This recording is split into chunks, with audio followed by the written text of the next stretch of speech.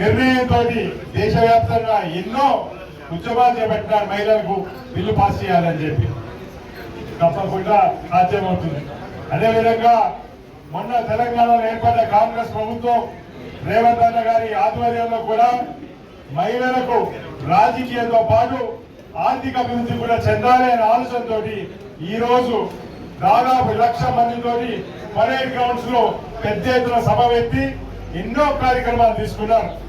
ఈ రోజు సోలార్, ఎందుకంటే ఈ సోలార్ గురించి నేను ఎక్కువ చెప్పగలుగుతాను, ఎందుకంటే నాకు వ్యక్తిగతంగా కూడా ఒక సోలార్ కంపెనీ ఉన్నది.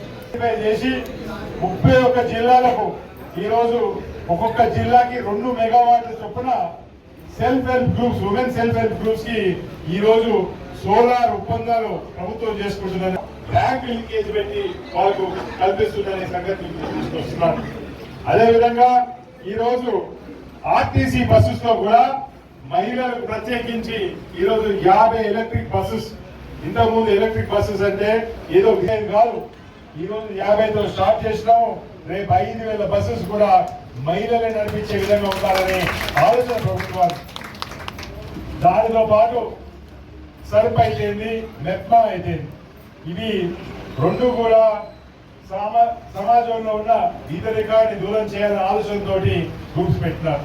కానీ మనం చూసినాం సూర్యాపేటలో మెప్మా పూర్తిగా నిర్వీర్యం చేసి ఏదైతే మహిళా లోన్స్ వచ్చినాయో విపరీతమైన అవినీతి జరిగింది. అందుకోసమే ఈ రెండు మెప్మా రెండింటినీ కూడా ప్రభుత్వం మర్జ్ చేసి కొత్త సంస్థగా మీ ముందుకు తీసుకొస్తుంది.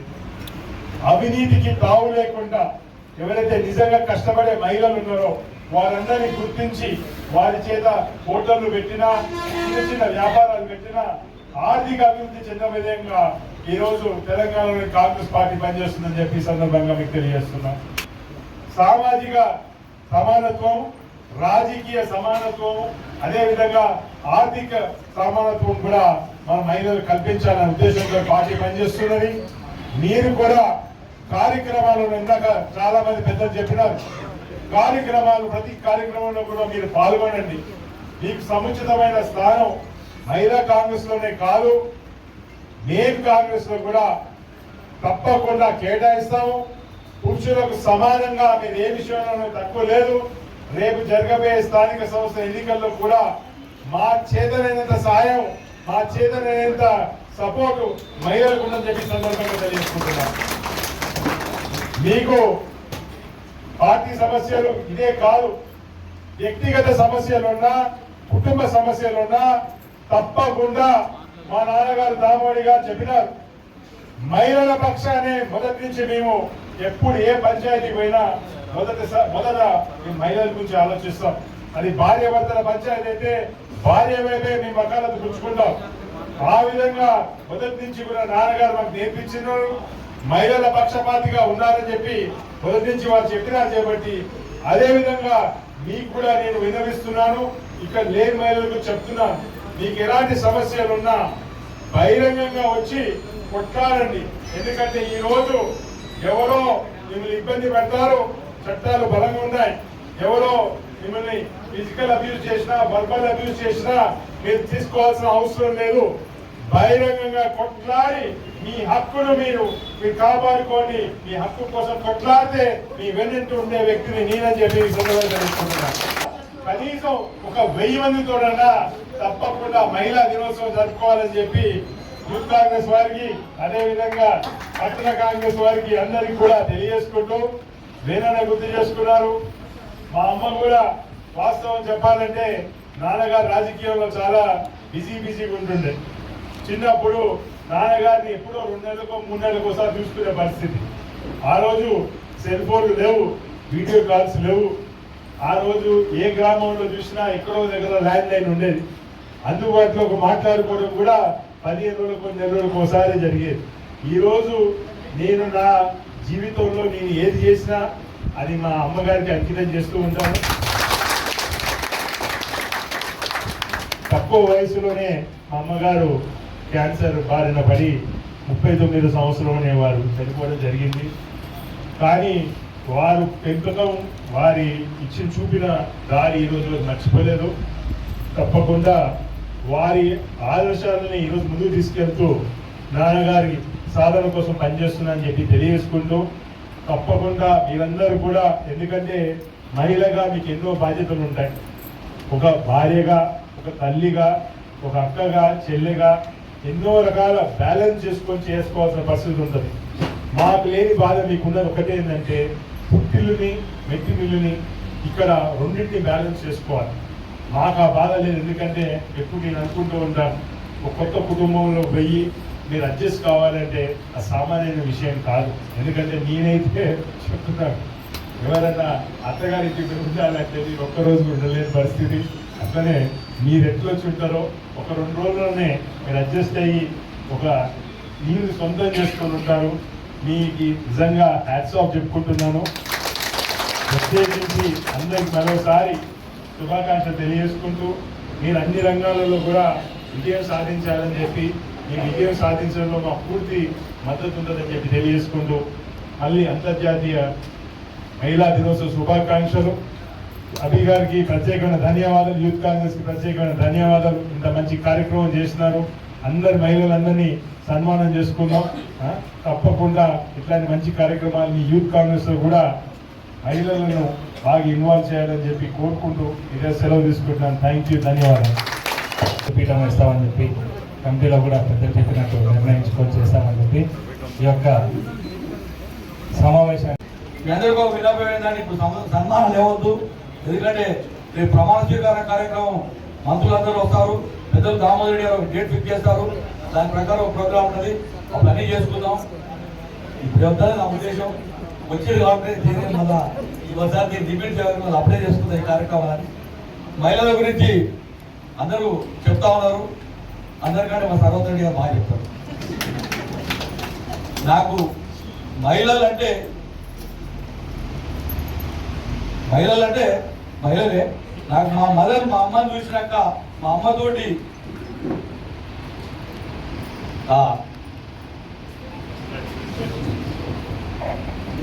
ఉన్న అనుబంధం, నా జీవితంలో నేను భగవంతుని కోరుకుంది నాకు ఆడపిల్ల కావాలని కోరుకున్నా. నేను మగపిల్లని కోరుకోలేదు. నాకు 2వ సంతానం కూడా నేను అయితే ఆడపిల్ల సంతోషపడదాం అనుకున్నా. మగపిల్లలు అయితే నేను వద్దని గట్టిగా అంటే నేను చెప్పేది 20 సంవత్సరాలు 24 సంవత్సరాలు ఉంటే చెప్తున్నా. నాకు అంటే మగపిల్ల అంటే వేరే కాదు, నాకు ఎందుకో ఆడపిల్ల కావాలి కోరుకోండి. నాకు భగవంతుడు నాకు ఆడపిల్ల ఇచ్చాడు. తర్వాత నా బిడ్డ కూడా చాలా ధైర్యస్తురాలు. మా సపోర్ట్ ఏం అవసరం లేదు. ఆమె చిన్నప్పుడు చదువుకున్నప్పటికీ కూడా ఆమె భయపడ్డది ఒక సర్వోత్తర రెడ్డి గారు. ఆమె ప్రోగ్రెస్ కార్డు ఎప్పుడు చూస్తాడో వస్తే ఆ 4వ తరగతి 5వ తరగతి జరిగినప్పుడు సర్వోత్తర రెడ్డి గారు చూపేయాలని భయపడేది. కానీ క్లాస్ ఫస్టే ఉండేది, టాప్ స్టూడెంట్. అయినా కూడా ఏమడుగుతాడో ఇల్లు తక్కువ వచ్చింది, అల్లు తక్కువ వస్తున్నాయి. మేమైతే నేనైతే ప్రోగ్రెస్ కార్డు చూసేది లేదు, నేను అడిగేది లేదు. ఏది చదువుతుంది కూడా అక్కడ సమాధానం నాకు అది కూడా నా నాలెడ్జ్ లేదు. ఎందుకంటే దామోదర్ రెడ్డి గారితో తిరిగే రాజకీయంలో అవి కూడా మర్చిపోయాను. నేను ఎంతసేపు కావాను 10th క్లాస్ వరకే నేను ఆమె చూసేది. నేను ఎంత రాత్రి కూడా హైదరాబాద్ 90 పోయినా కూడా నా కూతురు పొద్దున స్కూల్ పోయడానికి మాత్రం నేను ఖచ్చితంగా లేచి ఆమెకి ఏదో ఒక పని, షూ పాలిష్ చేయడము, బుక్స్ చదవడము, స్కూల్లో దిప్పి రావడము, ఆటో ఉన్నా కూడా నేనే స్వయంగా పోయాను. అంత బిజీలో కూడా నాకు ఎంత టైం ఉన్నా కూడా నేను ఉన్న టైంను నా బిడ్డతోటి నాకు తినిపించేవాడిని. స్టిల్ ఇప్పటికి కూడా ఒక 6 నెలలు ఇండియాకి వచ్చి ఇక్కడనే ఉంటుంది, వ్యాపారం తిరుగుతా ఉంది. ఇప్పుడు కూడా నేను ఉంటే ఆ టైంలో నేనే తినిపిస్తాను. నాకు ఆ తృప్తి. అంటే ఆడపిల్లలు ఇప్పుడు చెప్పారు మగవాళ్ళతో ఏడా తక్కువేం లేదు, వారు కూడా మగవాళ్ళు దాటిపోతా ఉన్నారు. అందరికీ కూడా ఇప్పుడు ప్రభుత్వాలు కూడా చట్టాలు చేస్తున్నారు. 50% లోకల్ బాడీస్ ఇచ్చినట్టు ఇప్పుడు చట్టసభలో కూడా 50% ఇవ్వాలనేది కాంగ్రెస్ పార్టీతోనే కానీ నిర్ణయం. కాకపోతే ఈ బీజేపీ పార్టీ 3వసారి అధికారంలోకి వచ్చింది. 2 సార్లు కూడా 3 సార్లు కూడా పార్లమెంట్లో దీన్ని బిల్లు కాకుండా చేసింది కూడా బీజేపీ ప్రభుత్వం అనేది నేను గమనించడానికి. అదే మరొకసారి నాకు ఎప్పటికీ ఉపన్యాసాలు మాట్లాడడం తప్పుంటుంది, పూర్తి చేసి చెప్పుకుంటుంది. కాబట్టి మరొకసారి మహిళా దినోత్సవం సందర్భంగా మీ అందరికీ ధన్యవాదాలు తెలియపరుస్తూ, ఇప్పుడు సోదరుడు చెప్పాడు ఈ ఒక్కనాడే కాదు ప్రతి మీటింగ్లో కూడా మీ మహిళలు భాగస్వాములు కావాలని మేము ఎప్పుడు చెప్తా ఉంటాం. కౌన్సిలర్ పొడి చేయగానే వార్డు జనరల్ లేడీ కాగానే వారిని ప్రోత్సహించడం, ఆ కౌన్సిలర్ టైం అయిపోగానే ఇక్కడ కూర్చోబెట్టడం, లేకపోతే ఓడిపోయినా అడే వెళ్ళగొట్టడం అట్లా కాకుండా అందరినీ కూడా ఇప్పుడు సాయం వచ్చింది, చిన్న అమ్మాయిని అందరూ ఆశీర్వదించండి. అట్లా ధైర్యంగా బహిరంగంగా బయటకు వచ్చి ఇట్లా రావడం కూడా అభినందనలు. మీ అందరికీ మరొకసారి ప్రత్యేకించి అభినందనలు తెలియపరుస్తూ కూర్చొని మాట్లాడుతున్నామంటే మనకు వెన్నుముక, మన భరోసా, నేనున్నా మీకు ఎప్పటి అని మనకు ధైర్యం చెప్పి ఎవరో కాదు. ఉదాహరణ నన్నే ఉదాహరణ తీసుకోండి. నేను 2001లో నాకు అక్షరం ముక్క రాదు, రాజకీయం అంటే తెలియదు. నాకు ఒక కుటుంబం, నేను నా పిల్లలు, నా 7 ఆడబిడ్డలు అనే దాంట్లో ఉండే మనిషిని. మా సారు ఫస్ట్ నుంచి 40 సంవత్సరాల నుంచి అన్న దామోదర్ రెడ్డి గారితో ఉన్నారు. వారు నన్ను గుర్తించి నన్ను ఎంపీటీసీగా చేయడము, ఎంపీటీసీలో ఉమ్మడి నల్గొండ జిల్లాలలోనే 1250 మెజార్టీతో గెలవడం జరిగింది. అదే విధంగా నన్ను తుంగతుర్తి మండల్ ప్రెసిడెంట్ చేయడం జరిగింది. ఈ రోజు నేను ఎందుకంటే ఈ ధైర్యము, ఈ భరోసా నాకు ఆరాధ్య దైవము మా అన్న ధామన్న గారు. నాకు వారు లేని నేను లేను. ఎందుకంటే నేను ప్రతి విషయంలో ప్రతి ఎక్కడికి వెళ్ళినా వారే నాకు స్ఫూర్తి. వారు ఉన్నారనే భరోసా, వారు ఉన్నారనే ధైర్యం. అదే విధంగా మనం ఇంతమంది ఈ విధంగా మహిళలు ఎక్కడికైనా వెళ్తే మహిళలు చిన్న చూపు చూస్తారు. అసలు పరిచయం చేయడానికి కూడా మీరు ఎందుకు వచ్చిందమ్మా పక్కకు ఉండాలనే వాళ్ళు ఉన్నారు. నేను గుండె మీద చేసుకొని చెప్తున్నాను, మహిళలు మీరు ముందుండండి, పలానా వాళ్ళు వీళ్ళని పరిచయం చేసేది అదొక మన దామనకే సాధ్యము, ఇంకా ఎవరికి లేదు. నేను హార్ట్ఫుల్ గా చెప్తున్నానండి, అర్థం చేసుకోండి. అదే విధంగా ఇంతకుముందు అమ్మ సావిత్రమ్మ గారు చెప్పారు, మా తుంగతుర్తి కాన్ఫరెన్స్ వస్తే మాకు కమ్యూనిస్టు గడ్డ భయభ్రాంతులకు గురి చేసి మహిళలు కాదు పురుషులు బయటికి రావాలన్నా భయపడేవాళ్ళు. ఓటు బ్యాంక్ ఉండేది, కాంగ్రెస్ వెయ్యడానికి కూడా భయపడేవారు. ఆ ఓటు కాంగ్రెస్ ఓటు గుర్తించి బయటికి వచ్చి వేశారంటే కామన్నే.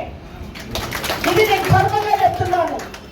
ఈ రోజు తుంగతుర్తి వేరు, సూర్యాపేట వేరు కాదు, రెండు నా కళ్ళు అని వారు వచ్చి ఇక్కడ ఉన్నా కానీ తుంగతుర్తి నాది, ఇది నాది. ఇంకో విషయం చెప్తున్నా, నాకు కామన్న వారు వాళ్ళ కుటుంబం అన్న నా పుట్టినీళ్ళతో సమానం. అలాగే మార్కెట్ కమిటీ చైర్మన్ వీరారెడ్డి గారి చేతుల మీదుగా ఈరోజు సన్మానం చేసుకున్నందుకు హృదయపూర్వకంగా శుభాకాంక్షలు.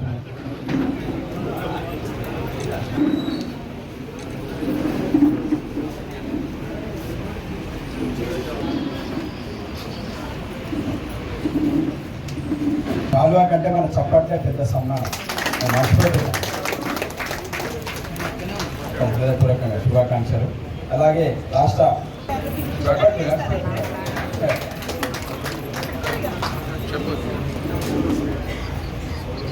యువజన కాంగ్రెస్ లో నాకు వచ్చి అడిగాడు, అలా చాలా ఇంట్రెస్ట్ ఉంది, యువజన కాంగ్రెస్ లో తీసుకుందామని ఇంట్రెస్ట్ ఉంది, మీ సపోర్ట్ కావాలని చెప్పి నేను అడిగినాడు. నేను సంతోషం. నేను ఈ విషయం పెద్దలు దామోదర్ గారికి, సర్వోత్తరెడ్డి గారికి చెప్పి ఈ యువజన కాంగ్రెస్ బడి వచ్చినట్టు ప్లాన్ చేద్దామని చెప్పినాను. అదేవిధంగా ఒక కంటెస్ట్ చేశారు, మనం ఇక్కడ గెలిపించుకోవడం, యువజన కాంగ్రెస్ గెలిపించుకోవడం జరిగింది.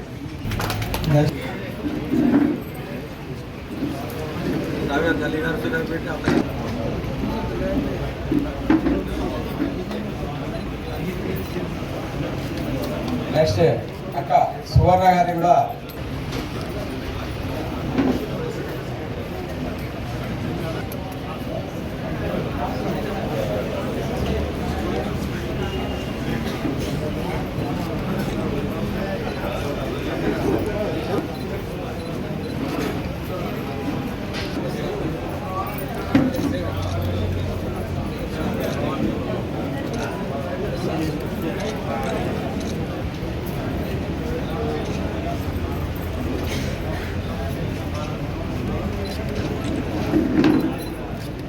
చైర్మన్ గా నియోజకవర్గంగా వారిని హృదయపూర్వకంగా శుభాకాంక్షలు తెలియజేసుకుంటూ వారికి సన్మానం చేస్తా ఉన్నారు. మనం ఇంత ఘనంగా నిర్వహించుకోవడానికి అవకాశం కల్పించిన